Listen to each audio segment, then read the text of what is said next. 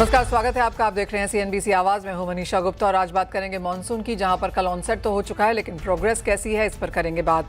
साथ ही बात करेंगे रुपए पे, जहां पर आज कुछ बढ़त देखने को मिली है। RBI की मॉनेटरी पॉलिसी मीटिंग में रेपो रेट अनचेंज्ड है ऑन एक्सपेक्टेड लाइंस, लेकिन काफ़ी सारे मेजर्स यहां पर RBI ने ओपन अप किए हैं। FI इनफ्लोज के लिहाज से कितना इनफ्लोज हम होता हुआ देख पाएंगे, किस तरह का रुपये का सपोर्ट होगा, इस पर भी करेंगे चर्चा।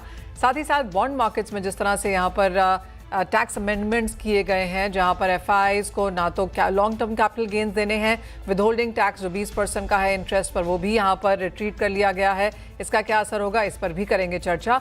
हमारे साथ स्काईमेड के GP शर्मा हैं, DP ग्लोबल वेल्थ के senior fund manager Rahul Gupta and Kotak securities से कायनात चैनवाल। आप सभी का कार्यक्रम में स्वागत है और RBI से ही शुरुआत यहाँ पर कर लेते हैं। राहुल, जिस तरह से हमने यहाँ पर स्टेटमेंट्स आते हुए देखी हैं, पहले तो रुपए को लेकर आप किस तरह का इम्पैक्ट आता हुआ देखते हैं, क्योंकि फॉरेक्स मेजर्स पर भी RBI ने यहाँ पर काफी कुछ कहा। Thank you for having me on the show. Yes, RBI governor ने बहुत सारी चीजें क्लियर करी। सबसे पहले इंपॉर्टेंट चीज उन्होंने कहा कि हम कोई रुपये का बैंड देख नहीं रहे हैं या कोई रुपये का लेवल टारगेट नहीं कर रहे हैं। ये बहुत ही इंपॉर्टेंट चीज थी जो मार्केट को रीड करनी चाहिए। ऑफ कोर्स जो FIIs के लिए गवर्नमेंट सिक्योरिटीज पे इंटरेस्ट, प्रिंसिपल, सेल, ट्रांसफर, उसके ऊपर से जो टैक्स हटाया है, उसके इमीडिएट इम्पैक्ट आपको रुपये में देखने मिल रहा है। जहाँ पे हमने आज की शुरुआती ट्रेड में 95, 67, 70 तक हम ट्रेड कर रहे थे रुपये में। अभी अगर आप देखेंगे तो अच्छा खासा एप्रिसिएशन ऑलरेडी हाफ रुपये का एप्रिसिएशन हो भी चुका है। हम 95-30 के स्तरों पे तो आ भी चुके हैं। RBI गवर्नर ने बहुत क्लियर ये चीज करी, जो मेरे हिसाब से मार्केट के लिए बहुत सपोर्टिव है। क्या कभी भी कुछ डिसऑर्डरिंग अगर कंडक्ट हुआ मार्केट में तो वो इंटरवेन करेंगे, बट उसके बिना वो मार्केट में बहुत ज्यादा इंटरवीन शायद नहीं करे, तो रुपये फ्रीली मूव कर सकता है जिस हिसाब से उसे करना है। तो ये एक बहुत इंपॉर्टेंट मैसेज और क्लियर चीज उन्होंने कही। आई थिंक ये FIIs के लिए जो उन्होंने कट किया है, that should be positive for रुपये यहाँ से थोड़ा सा अप्रिशिएट होता हुआ मुझे दिख रहा है। 94 हाफ लेवल्स तक मुझे लगता है रुपये का एप्रिसिएशन हो जाएगा। FIIs को डेफिनेटली एक अच्छा पुश मिलेगा इसके वजह से इंडिया में इन्वेस्ट करने के लिए। लॉन्ग टर्म में मुझे लगता है अभी रुपये एक रेंज में चला जाएगा। 94 और 96 के लेवल में ये झूलता रहेगा काफी टाइम तक। बट इमीडिएट अगर आप मेरे को पूछे तो 94 के नीचे तो एटलीस्ट अभी नहीं लग रहा, बट 94 तक की राहत आ सकती है। राहुल, जैसे आपने कहा 94 और 96 के बीच में यहाँ पर रुपया रह सकता है। यहाँ से अगर मूव्स की बात की जाए नियर टर्म में, लॉन्गर टर्म में, तो जिस तरह के 100 के लेवल्स लोग यहाँ पर बोल रहे थे, आपको लगता है वो आउट ऑफ बाउंड्स है, वो नहीं होगा? नहीं मनीषा, हम उसे रूल आउट नहीं कर सकते। जिस हिसाब से वेस्टर्न एरियाज में जो अभी भी टेंशन चल रहा है, जहां कहीं ना कहीं इन्फ्लेशन को लेके अभी भी जो चिंता है, हम उसे रूल आउट नहीं कर सकते, बट डेफिनेटली शायद वो 3 महीने 6 महीने के लिए पोस्टपोन हो गया है। इवेंचुअली रुपये will has to go up and 100 रुपये तक हम हो ही जाएंगे। हम उसे कंप्लीटली रूल आउट नहीं कर सकते जब तक वेस्ट के टेंशन सॉल्व नहीं हो। इन्फ्लेशन जितना एलिवेटेड रहेगा, आज डेफिनेटली RBI गवर्नर ने कहा है क्या इमीडिएटली रेट हाइक की हमें जरूरत नहीं है। इन्फ्लेशन पे बहुत ज्यादा एज ऑफ नाउ इम्पैक्ट नहीं दिख रहा है, बट जितना ये वॉर कंटिन्यू रहेगा उतना धीरे धीरे करके इन्फ्लेशन पे इम्पैक्ट आएगा और उतना रुपये इवेंचुअली डिप्रिशिएट होगा ही। जिस तरह से हमने यहाँ पर बाजार खुलते हुए देखा है, इरादा टैक्सेस यहाँ पर टेक बैक किए गए हैं बॉन्ड्स के लिहाज से, G-Secs के लिए किया है, कॉर्पोरेट बॉन्ड्स के लिए नहीं किया है। वो एक तरीके से नेगेटिव देखता है बाजार यहाँ पर। आप कैसे रीड करते हैं? Step by step I think RBI करना चाहता है। वो देखना चाहता है कि पहले इसका क्या इम्पैक्ट आएगा, कितना इसके ऊपर से मार्केट में रिएक्शन आता है, कितने इन्फ्लोज के फिगर्स रहते हैं। लास्ट 11 महीने का अगर एवरेज में बात करें तो 20,000 करोड़ का सेलिंग रहा है FIIs का ओवरऑल मार्केट्स में। तो 1-2 महीने के डेटा के बाद शायद जैसे by monthly weekly RBI policy होती है, शायद नेक्स्ट पॉलिसी तक वो देखना चाहें इसका कितना मार्केट में इम्पैक्ट है, और उसके बाद शायद डिसीजन ले। ऑल आउट अभी डिसीजन ना लेते हुए शायद उन्होंने स्टैगर्ड मैनर में लेने का विचार बनाया हो। यहाँ से जिस तरह से हमने इक्विटीज पे FI इनफ्लोज, क्लियरली यहाँ पर सरकार का सबसे बड़ा या रेगुलेटर का सबसे बड़ा थीम नजर आता है। कितना फर्क आपको लगता है जिस तरह का आउटफ्लो हमने यहाँ पर आता हुआ देखा है? महीने के साल के 4 महीनों में ही करीबन $28 बिलियन का आउटफ्लो यहाँ पर देखने को मिला इक्विटीज में। अभी भी नेट इनफ्लोज है यहाँ पर जहाँ तक डेट की बात की जाती है, लेकिन आपको लगता है ये घुमाना ईजी रहेगा?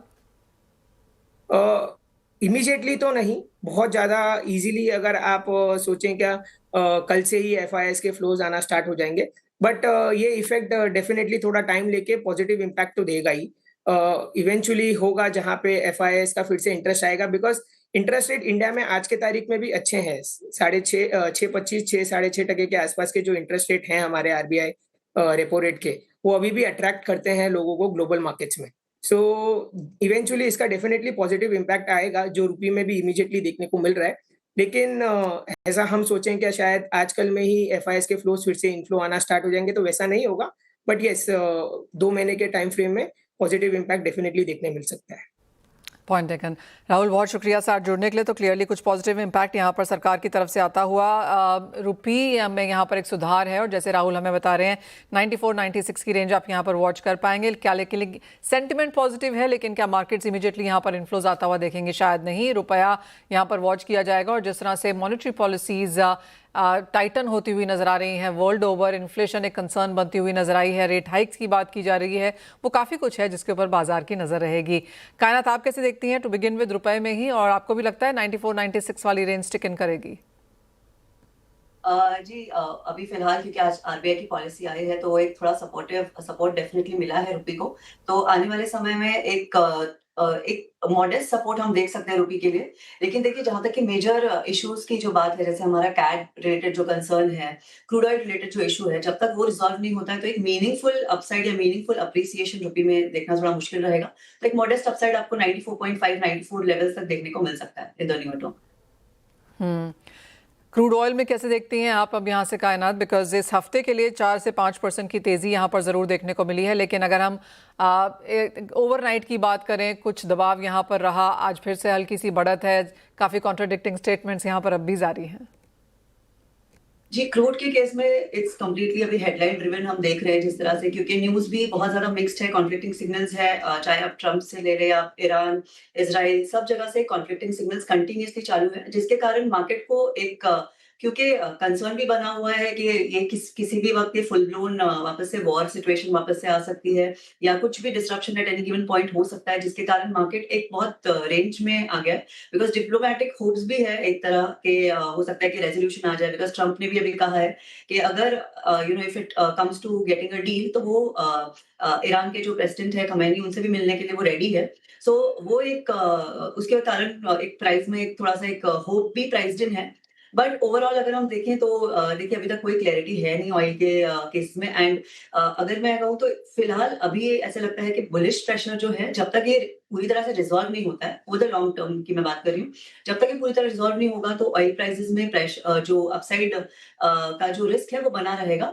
But in the near term, yes, there is very much possible कि अगर ये 8750 नीचे की तरफ ब्रेक करते हैं crude oil prices, then again the floor might open to towards 8,400 या 8,300 के आसपास, completely dependent on the updates coming in from US and Iran. Point taken. Metals के लिए ये साल काफ़ी अच्छा रहा है अब तक, और पिछला महीना भी काफ़ी पॉजिटिव था। जून की शुरुआत भी अच्छी हुई है 4 साल के आसपास। यहाँ पर जिंक और एल्यूमिनियम है। कॉपर 2 महीने के हाई से थोड़ा सा गिरा ज़रूर है, लेकिन अपने ऑल टाइम हाई से बहुत दूर नहीं है। मेटल्स में क्या करने की राय देंगे, और कैसे इन सभी मेटल्स को आप यहाँ पर रैंक करेंगी? देखिए, I will be most bullish on aluminium, because मैं एल्यूमिनियम के लॉन्ग टर्म और शॉर्ट टर्म दोनों ड्राइवर्स अगर देखूं तो बुलिश है। शॉर्ट टर्म में देखिए, ये एक रिस्क भी आप कह सकते हैं, जो वेस्ट एशिया का डिस्ट्रप्शन है, वो एक रिस्क भी है। बट अगर ये कंटिन्यू रहा तो, क्योंकि एल्यूमिनियम फैसिलिटीज भी इंपैक्ट हुई है वेस्ट एशिया में, एंड उसके साथ हमने गल्फ में देखा है कि जो भी फैसिलिटीज है उनको to come to their original capacity it will take some time. तो उसके कारण एक प्राइसेस को सपोर्ट मिलेगा। साथ ही साथ एल्यूमिनियम जो है वो बहुत एक एनर्जी इंटेंसिव मेटल है, तो 25 to 30% जो कॉस्ट होता है वो एनर्जी कॉस्ट से रिलेटेड होता है। तो अगर क्रूड ऑयल प्राइसेस में जब तक एक अच्छी खासी सिग्निफिकेंट गिरावट नहीं आती या क्रूड ऑयल प्राइस एलिवेटेड रहते हैं, तब तक एल्यूमिनियम को एक अच्छा सपोर्ट रहेगा। जब क्रूड ऑयल प्राइस में गिरावट ज्यादा होगी तो एल्यूमिनियम में भी वो पुल बैक देखने को हमको मिल सकता है। तो ये एक रिस्क है इन the near term. But overall अगर मैं देखूं तो चाइना कैपेसिटी कैप आप ले लीजिए, एनर्जी ट्रांजिशन ले लीजिए, एंड जो हम देख रहे हैं कि थोड़ा सा कॉपर टू एल्यूमिनियम जो एक रिप्लेसमेंट वाला भी जो अभी एक डिमांड देखने को मिल रहा है, दैट इज ऑल्सो समथिंग जो एल्यूमिनियम के लिए पॉजिटिव रहेगा over the long run. Yes, अब ये नियर टर्म में एक यूएस ईरान का जो कॉन्फ्लिक्ट है, that is something that is holding it upside. But जिस दिन ये कॉन्फ्लिक्ट रिजॉल्व होगा, स्लोली एंड स्टेडीली प्राइसेस में थोड़ा हमें पुल बैक देखने को मिल सकता है। जब तक अगर मैं अभी एकदम इमीडिएट टर्म की बात करूँ तो इन केस ऑफ एल्यूमीनियम जब अगर ये 390 ब्रेक करता है on the down side, sorry 390 जब तक ये ब्रेक नहीं करता है देन इसका अपसाइड होना थोड़ा सा डिफिकल्ट है। अभी फिलहाल ये रेंज बाउंड रहेगा, तो आप साइडवेज टू बेरिश ट्रेंड लेके चल सकते हैं। जब ये 390 ब्रेक करेगा then we can expect more upside. And finally यहाँ पर गोल्ड एंड सिल्वर में आपकी क्या सेंस है, क्योंकि मुनाफा वसूली के साथ कारोबार है और चांदी $70 के बहुत करीब जाती हुई। जी, गोल्ड एंड सिल्वर के लिए तो फिलहाल मुझे लगता है कि थोड़ा-सा बेरिश प्रेशर बना हुआ रहेगा, बिकॉज़ देखिए गोल्ड एंड सिल्वर अभी काफ़ी एक रेंज बाउंड हो गए हैं एंड अगर जब तक एक डिसाइसिव चेंज नहीं आता है, शिफ्ट नहीं आता है इन्फ्लेशन आउटलुक में, बिकॉज़ कंप्लीटली हमने देखा है throughout this crisis gold में कोई भी safe haven demand as such हमने नहीं देखी है, क्योंकि फोकस पूरा रहा है रेट्स के ऊपर। तो जब तक ये रेट्स और इन्फ्लेशन आउटलुक में चेंज नहीं होता है, क्योंकि अभी हम एक्सपेक्ट कर रहे हैं कि प्रॉब्ली बाय दिसंबर एंड एक रेट हाइक भी हो सकता है। तो उसके कारण गोल्ड सिल्वर हमें प्रेशर में ही लगते हैं एंड इनफैक्ट आज शाम में जो जॉब्स नंबर्स भी हैं, अगर वो भी स्ट्रॉन्ग आते हैं in line with private numbers that we seen earlier this week, तो एक एडिशनल प्रेशर रहेगा। उसके साथ ही साथ जो रुपये का भी आज अप्रिसिएशन आ रहा है, तो उसके कारण भी एक थोड़ा-सा प्रेशर रहेगा गोल्ड एंड सिल्वर के ऊपर। अगर मैं एमसीएक्स की बात करूँ, तो एमसीएक्स गोल्ड में मुझे लगता है कि 153 टू 160,000 के लेवल्स के बीच में प्राइस ट्रेड कर सकते हैं। 157,000 एक की लेवल रहेगा, अगर ये ब्रेक होता है, देन 153 के लेवल्स ओपन हो सकते हैं। एंड अगर हम सिल्वर की बात करें, तो सिल्वर में हमें 2,50,000 से 2,62,000 के आसपास का रेंज लग रहा है end of course the downside is more in case of silver also, because अभी नियर टर्म में तो इन्फ्लेशन आउटलुक या रेट आउटलुक चेंज होता हुआ नजर नहीं आ रहा है और जो सिग्नल्स आ रहे हैं with the weekend coming in, बहुत चांसेस है कि यहाँ पे भी कुछ और ज्यादा एस्केलेशन या कुछ हो जाए, तो then again we see a gap up probably Monday के सेशन में। सो ये जो रिस्क बना हुआ है, इसके कारण गोल्ड एंड सिल्वर प्राइसेस के लिए अभी थोड़ा साइडवेज टू बेरिश ट्रेंड ही रहेगा। Point taken. तो जहाँ तक agriculture other non agriculture commodities की बात है, एक उठापटक यहाँ पर जारी रह सकती है। एल्यूमिनियम ऑफकोर्स यहाँ पर टॉप ट्रेंडिंग कमोडिटीज़ के तौर पर है। बहुत शुक्रिया कायनात हमारे साथ जुड़ने के लिए। और अब एक सेंस यहाँ पर मानसून की ले लेते हैं। स्काईमेट से जीपी शर्मा हमारे साथ हैं। मिस्टर शर्मा, शुक्रिया साथ जुड़ने के लिए। IMD ने कल यहाँ पर ऑनसेट अनाउंस कर दिया है। यहाँ से आप कैसे देखते हैं बारिश सदर्न इंडिया में और प्रोग्रेस कैसी नजर आती है? धन्यवाद मनीषा। देखिए, करीब करीब समय पे ही मानसून का ऑनसेट तो हो गया, 4 तारीख को हुआ, तो कोई विशेष तो ऐसा देरी नहीं है इसमें। जो ऑनसेट जिस तरह का होना चाहिए वो शायद अभी भी नहीं है और आने वाले दिनों में भी वो हम शायद ना देख पाए।